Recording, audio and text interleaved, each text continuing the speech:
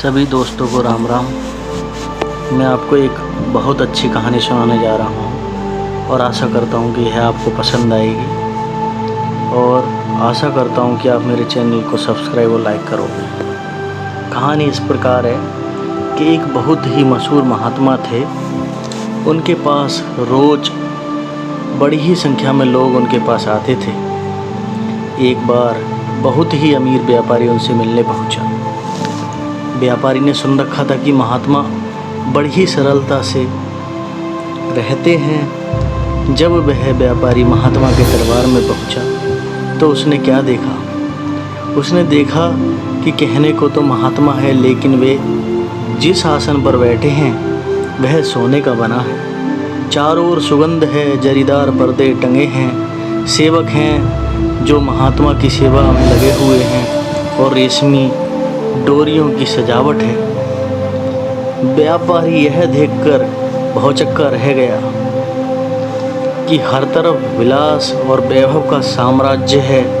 ये कैसे महात्मा हैं? महात्मा उनके बारे में कुछ कहते इससे पहले ही व्यापारी ने कहा, महात्मा जी, आपकी ख्याति सुनकर आपके दर्शन करने आया हूँ, लेकिन यहाँ देखता हूँ कि आप तो भौतिक संपदा के बीच मज़े में रह रहे हैं, लेकिन आप में और साधु में कोई गुण नज़र नहीं आ रहे।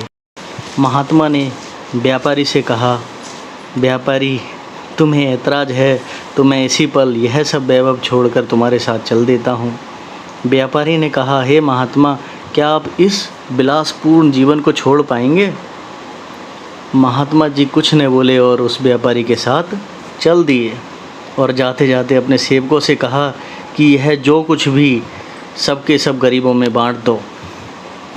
दोनों कुछ ही दूर चले होंगे कि अचानक व्यापारी रुका और पीछे मुड़ा और कुछ सोचने लगा।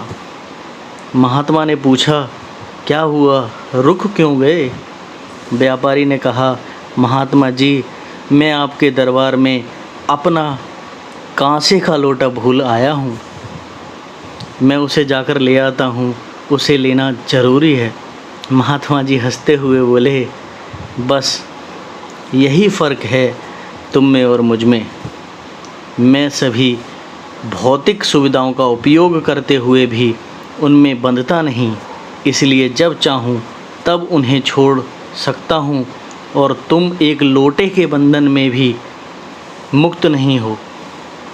इतना कहते हुए महात्मा जी फिर से अपने दरबार की ओर जाने लगे और वह व्यापारी उन्हें जाता हुआ देखता रह गया, क्योंकि महात्मा उसे जीवन का सबसे अमूल्य रहस्य बता चुके थे।